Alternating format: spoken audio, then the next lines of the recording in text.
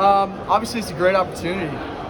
I'm excited to start off the season at home. I've never done that in my college career. I've been on the road the first 3 years, so I'm excited for that. Obviously, it's a big game with a great opponent. To be honest, every game is really important.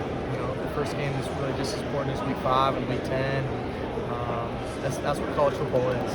You're facing an opponent that's great every single week, and that's the type of respect that you have to have for them. And in order for us to be great this year, we got to treat every game like it's a national championship game. So that's the kind of mindset we're having. We're hoping to have a great fall camp, and it's been a really good offseason. So. You have the experience of starting with a big-time opponent, just like last year. Yeah. Are you of the school that would prefer that over as opposed to maybe a team that you would be regarded to beat and then have the big one come later?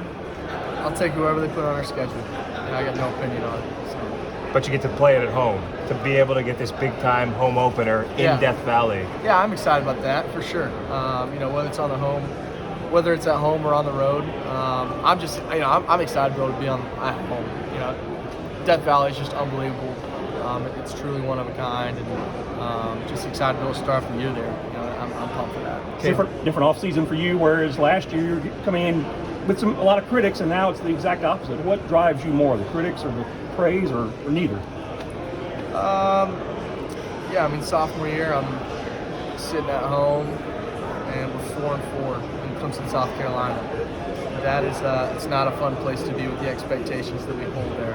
And I had to leave my house for about 2 or 3 weeks. I didn't even want to go in public, and I won't forget that. I won't forget being here a year ago, and a lot of people telling me I wasn't good enough, and telling our team that we're never going to be good again, and all this, and then 365 days later, everybody's saying the complete opposite. So I wasn't listening to that then. I'm not really listening to it now, and I got faith in our coach and the people that I'm surrounded by, and I'm just trying to go be the best Cade Klubnik I can be, and that's really it. So I'm trying to push this team to be the best we can be, and keep our head down and go to work.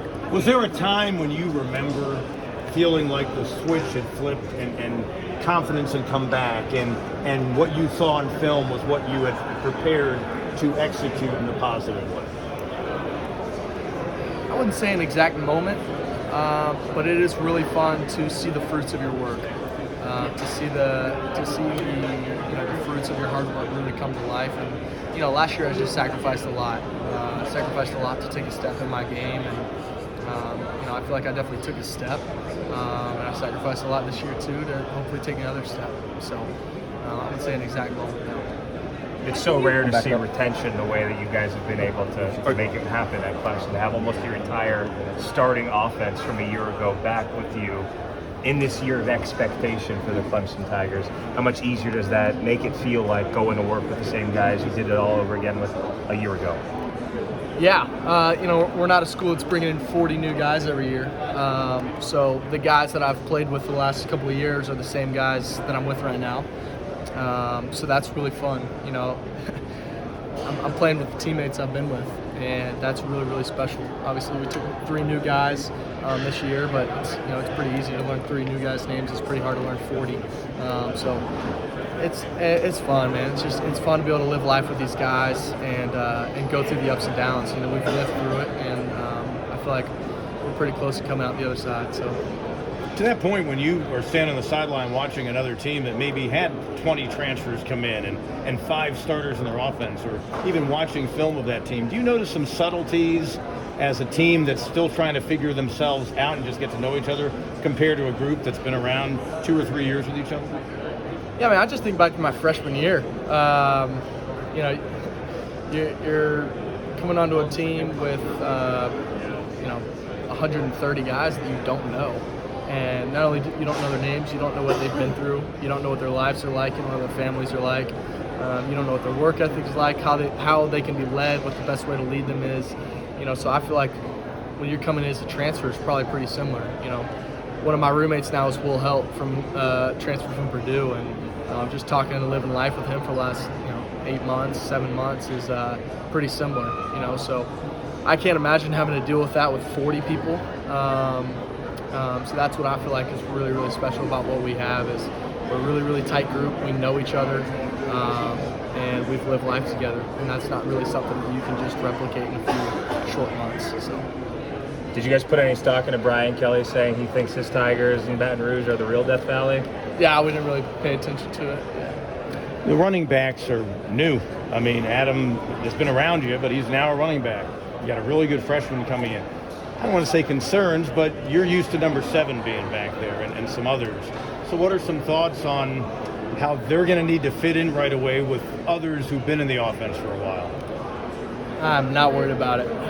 Not worried about it one bit. I'm excited for that room. I think we've had the best, honestly, all-around running.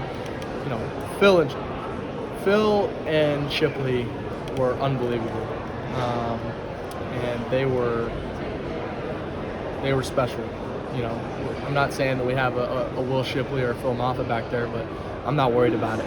I think we got some dogs back there that are hungry and very, very talented. So I'm really excited about them. I think that, you know, we're gonna have a good room there. Would you find it hard to switch positions mid-career from wide receiver to running back? I don't know. I've never done it. You know, didn't seem very hard for Adam. He seems like he's killed it, and man, he's smart. He knows the game. He's a workaholic, and he's been killing it. So. Hey, Cade, you know, Dabo said you can't let the outside noise fill you. You can't totally fill you.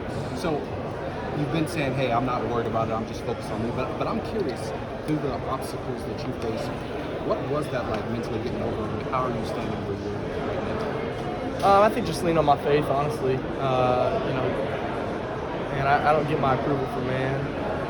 I get it from God, and that's really the most important thing for me. That's the answer. That has to be the answer. So just leaning on my faith and who God tells me I am, and not what other people tell me I am. I don't get my approval from other people, so that's really it. The expectations are here now for you. Is that fun to play at that level and you're walking those expectations, or how do you see it? Yeah, man, it's awesome. You know, it's really cool. But again, like it doesn't change who I am or my work ethic or the personality I have or the way I walk around this place. So, you know, I'm just a kid who loves to play ball. So. Lots of